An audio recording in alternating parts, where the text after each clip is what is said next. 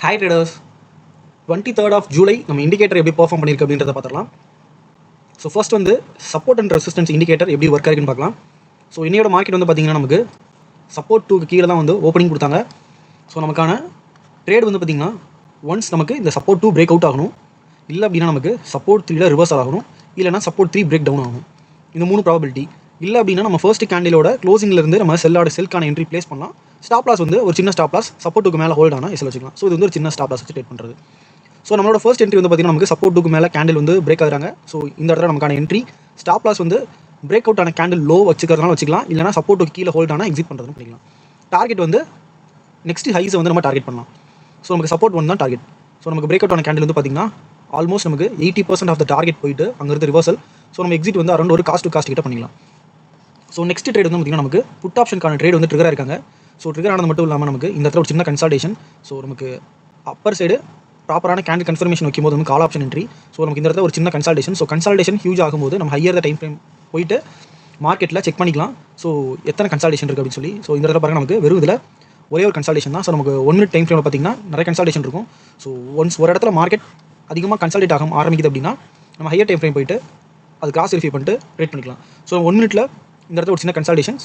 Once நமக்கு கிளியரான break out கிடச்சதுக்கப்புறம் பார்த்திங்கன்னா நமக்கு நெக்ஸ்ட் டார்கெட் அப்படின்றது அச்சீவ் ஆயிருக்கு. ஸோ நமக்கு திரும்ப இந்த இடத்துல சின்ன கன்சல்டேஷன், மீண்டும் பிரேக் அவுட், நமக்கு கேப்பை வந்து மார்க்கெட் வந்து ஃபில் பண்ணிவிட்டு ஒரு ஃபால் கொடுக்குறாங்க. திரும்ப மீண்டும் ஒரு புட் ஆப்ஷனுக்கான என்ட்ரி. ஸ்டாப் லாஸ் வந்து இந்த லெவலுக்கு மேலே ஸ்டாப் லாஸ். மார்க்கெட் வந்து பாருங்கள் ஸ்லோ அண்ட் ஸ்டடியாக அந்த டார்கெட் அச்சீவ் பண்ணியிருக்காங்க. ஸோ நெக்ஸ்ட்டு திரும்ப மீண்டும் ஒரு பிரேக் டவுன். ஸோ அந்த இடத்துக்கான என்ட்ரி டார்கெட் வந்து பார்த்திங்கன்னா நமக்கு ஃபர்ஸ்ட் வந்து இதோட டே லோ இன்றைக்கி. ஒன்ஸ் அதை நமக்கு மார்க்கெட் வந்து பிரேக் பண்ணிட்டாங்க அப்படின்னா சப்போர்ட் 3 வந்து நமக்கு டார்கெட்டாக இருக்கும். மார்க்கெட் மீண்டும் அந்த இடத்துல டார்கெட் அச்சீவ் பண்ணியிருக்காங்க. ஸோ ரொம்ப சிம்பிள்.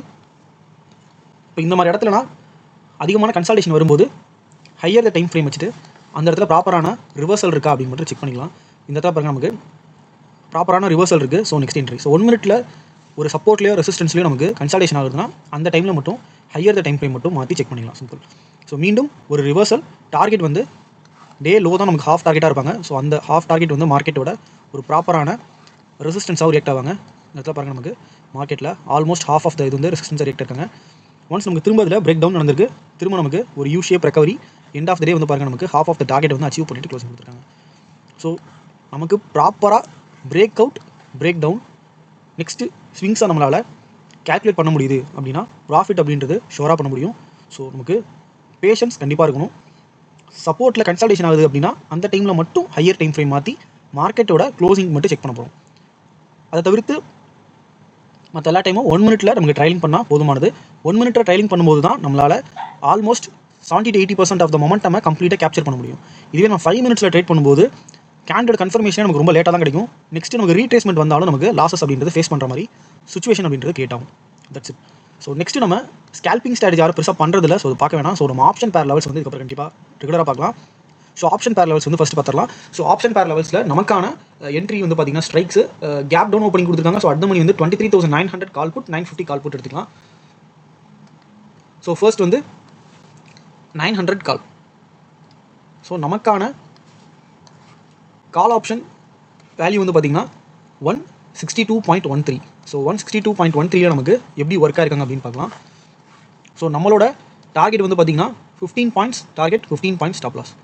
ஸோ ஃபர்ஸ்ட் ட்ரேட் வந்து நமக்கு ட்ரிகர் ஆகிட்டு ஒரு 7 பாயிண்ட்ஸ் போயிருக்காங்க. 15 பாயிண்ட்ஸ் ஸ்டாப் லாஸ் அப்படின்றது ஹிட் ஆயிருக்கு. நெக்ஸ்ட் ட்ரேட் நமக்கு திரும்ப ரீஎன்ட்ரி கிடச்சிருக்காங்க. ஸோ ரீஎன்ட்ரி ட்ரேட் வந்து நமக்கு டிஃபால்ட்டாக 15 பாயிண்ட்ஸ்க்கு மேலேயே போயிருக்கு.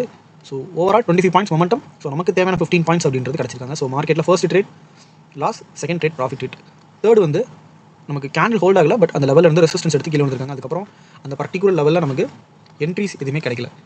நெக்ஸ்ட் வந்து 23,900 புட். ஸோ புட்டுக்கான வேல்யூ வந்து பார்த்திங்கன்னா 186. ஸோ நம்ம இந்த என்ட்ரி இதுவும் நமக்கு புட் ஆப்ஷன் ட்ரிகர் ஆகல. ஸோ நெக்ஸ்ட் வந்து 950 காலுக்கான வேல்யூ வந்து 161. ஸோ 161 நமக்கு எதுவும் ட்ரிகர் ஆகல.